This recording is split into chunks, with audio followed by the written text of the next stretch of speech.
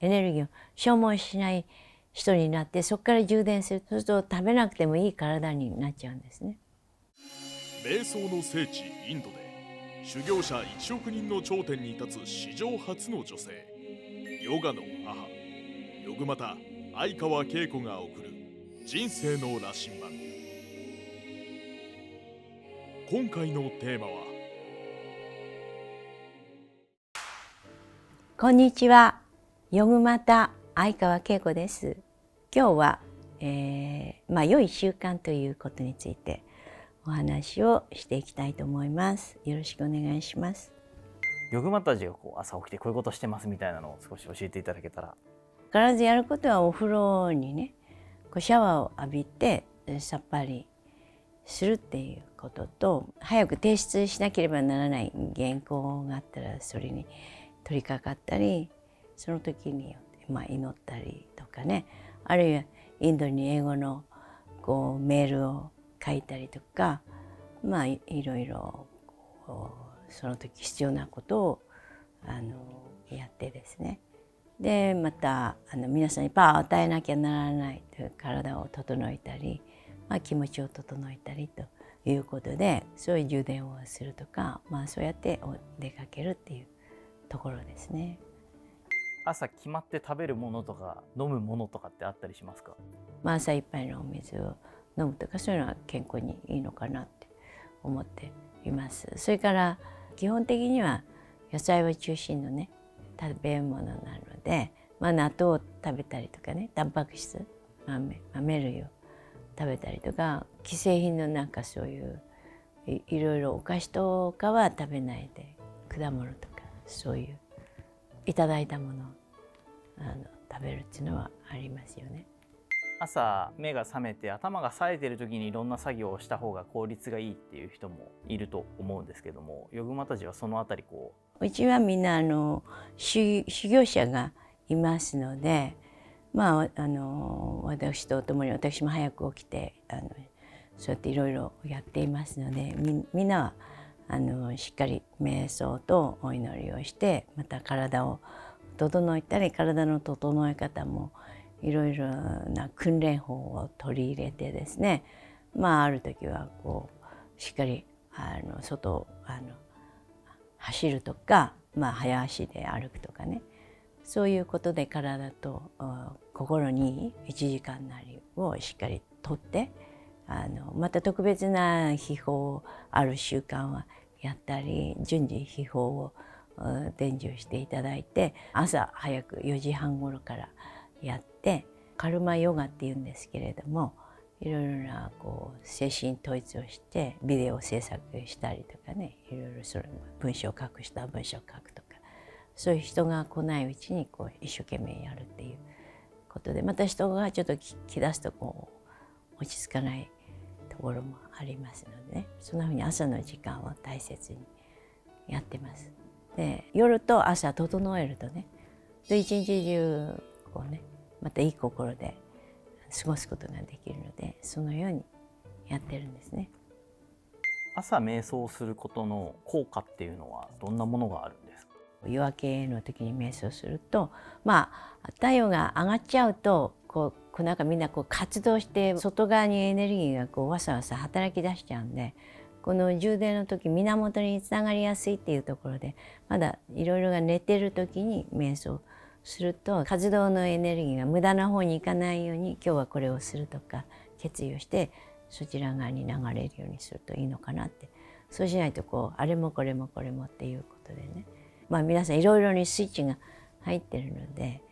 優先順位を決めてやられるといい、無駄なことをしないでよいのかなって思いますね。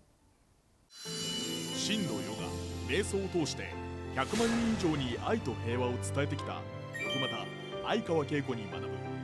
ヒマラヤシッダー瞑想無料説明会を開催中。 LINE 登録するだけで完全瞑想ガイドをプレゼント。詳しくは概要欄から。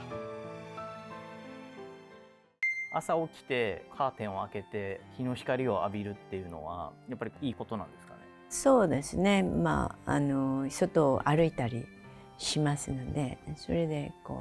太陽を浴びてですね、そうやって気持ちが自然と一体になるっていうことで、それがいいかと思いますね。源に太陽があるので、その私たちのこう体が小宇宙ということでね、さらにこう体を整えて、こう曇りを取って、心の曇りを取るとね、そうするとその太陽が見えてくるっていうか、命の働きがそこにあるっていうことに気づいてね、でそういうところにこうつながっていく。最初にディキシャっていうイニシエーションを受けるとね、そこにつながってるので、そこを信頼することでそこのパワーを受け取ることができるので、すごく充電されてですね、その源からの力をいただくっていうことでね、目からとか耳からとか、そういう穴からこうエネルギーが漏れちゃうので、そういうのをクローズして、内側入り口を一つにして、そこからこうパワーをいただくみたいな、それこうヒマラヤ秘境の訓練なんですけれども、そういうところでこう充電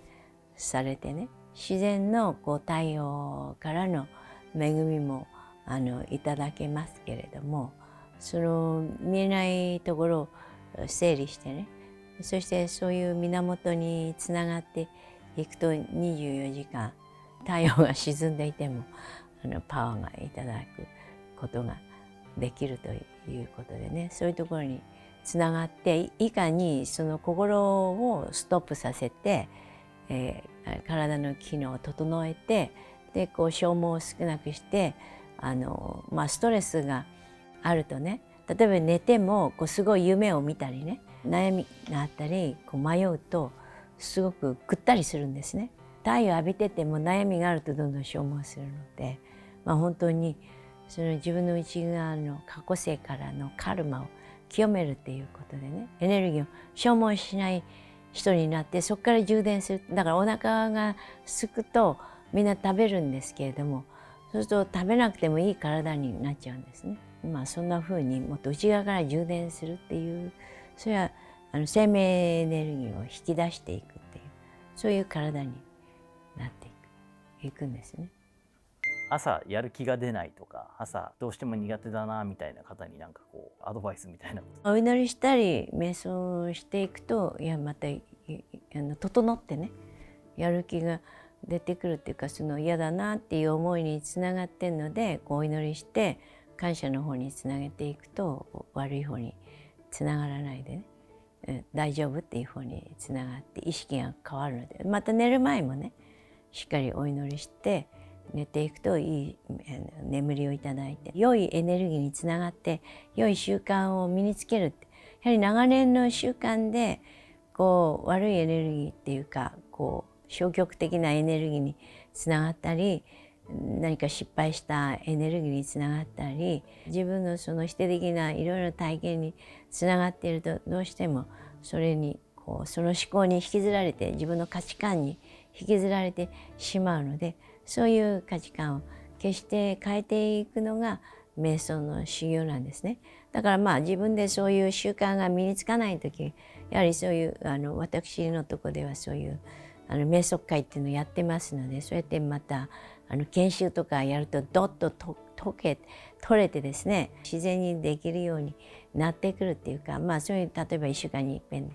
例えば何かお稽古ごとに行くとか、そんな感じでもね、順に日々のこういい習慣にこう生き方が変わっていくっていう。コンピューターだったらね、こういっぱいページ開いてね、でそのままだとこうバッテリーがなくなっちゃうんで、自然にエネルギーが流れてこう消耗しちゃうので、やっぱりページを一つ一つクローズしてですね、シャットダウンするっていうかね、そうするとこう充電が保たれる。だから私たちの体もね、何もしなくてもこう中でこういろいろ考えたりすると消耗しますのでね、瞑想をこうリセットしてですね、浄化してね、そして今に入れるような精神状態になることができますのでね、でそれをこう繰り返していくとね、こう充電されてね、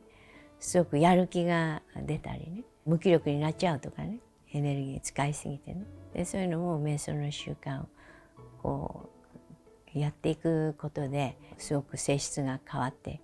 くると思いますので、しっかりと希望を持って継続してやってっていただきたいなって思います。